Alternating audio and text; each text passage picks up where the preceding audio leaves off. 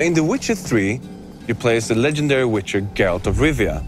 In the world of The Witcher, there's lots of different factions, races, and also minorities. And together with a huge and diverse landscape, it creates this vibrant open-world experience.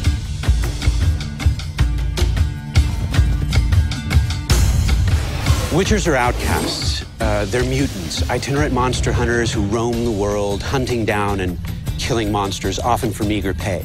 Children destined to be witchers are taken from their parents and enter witcher schools. And the training there is grueling. And it ends with a series of mutations that impart the special abilities, the accelerated reflexes that render witchers uniquely suited to hunting down and killing monsters.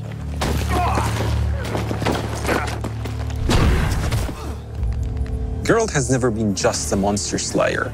Kings and sorceresses have noticed his talents and tried to use them to their own ends. But Geralt is now tired of politics, and he has his own goal, his own agenda, that takes him to travel to the furthest corners of this vast world. At the same time, Geralt works as a witcher. Tough hunt. Tougher than yours, that's certain.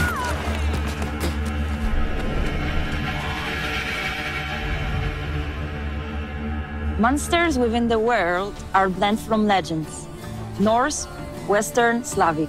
However, Slavic lore seems to be the most overriding. It's from Slavic lore that we drew the notion monsters are the equal participants of the ecosystem and not always pose a threat. Creatures are very much part of the landscape, just as humans and the other races, elves, dwarfs, and whatnot are.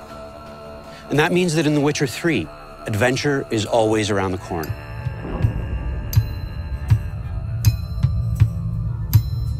Well, the world of The Witcher 3 is actually 35 times bigger than the one presented in The Witcher 2. And has a huge diversity of different areas. You have the swampy, murky place of no man's land, where there's a danger around every corner, to the harsh climate of the Skellige Islands, where there's strong and proud people living there. And also we have the metropolitan of the north, called Novigrad. And it's a huge city, it's beautiful. It's like medieval Amsterdam, but it's also a different kind of danger lurking there, a much more cloak and dagger.